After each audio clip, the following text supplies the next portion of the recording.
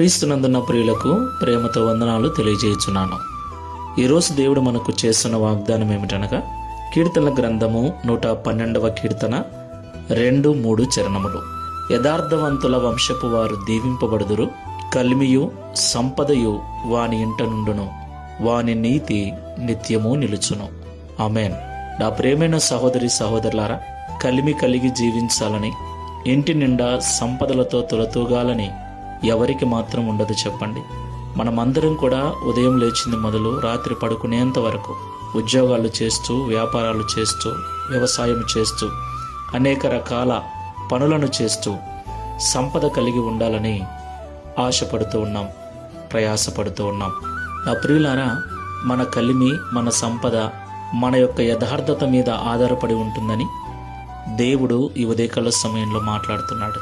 మనము పని చేసినా, వ్యవసాయము చేసినా, వ్యాపారము చేసినా, ఏ పని చేసినా కూడా యథార్థమైన జీవితం కలిగి చేస్తే ఆ యథార్థత మనకు నీతితో కూడిన కలిమిని, నీతితో కూడిన సంపదను అనుగ్రహిస్తుంది. కాబట్టి యథార్థమైన జీవితం కలిగి ఈ లోకంలో మనం జీవించాలి. దేవుణ్ణి ఆశ్రయించిన మనకు యథార్థత చాలా అవసరం. యథార్థవంతుల ప్రార్థన ఆయనకు అంగీకారమైనది. యథార్థవంతుల కష్టాన్ని ఆయన వ్యర్థము చేయడు.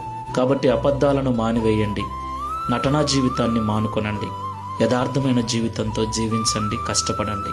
దేవుడు మీ ప్రయాసను వ్యర్థము చేయక మీ ఫలమును నిత్యము నిలిచే విధంగా ఆశీర్వదిస్తాడు. ప్రార్థన చేసుకుందాం. పరిశుద్ధుడా, ప్రేమ కలిగిన యేసయ్య, మీకు స్తోత్రాలు చెల్లిస్తూ ఉన్నాం. యథార్థవంతుల వంశపు వారు ఆశీర్వదించబడతారని, కలిమియు సంపదయు వాని ఇంట ఉంటుందని, వాని నీతి నిత్యము నిలుచునని మాతో సూటిగా మాట్లాడినందుకు స్తోత్రాలు. నిజమే తండ్రి, ఎంతో కష్టపడుతున్నాం, ప్రయాసపడుతున్నాం, కానీ ఇంటిలో ఏమీ మిగలటం లేదు.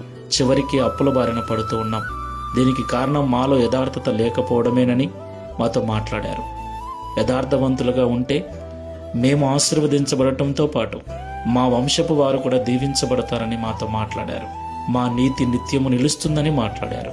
ప్రియ తండ్రి, ప్రార్థనలో ఏకీభిస్తున్న మేమందరము కూడా యథార్థమైన హృదయముతో ప్రయాసపడుటకు, యథార్థమైన హృదయముతో జీవించుటకు సహాయం చేయమని, తద్వారా ఈ దిన వాగ్దానమును మా అందరి జీవితంలో నెరవేర్చి మీ నామమును మహింపరచుకునమని యేసు నామములో ప్రార్థిస్తున్నాము తండ్రి.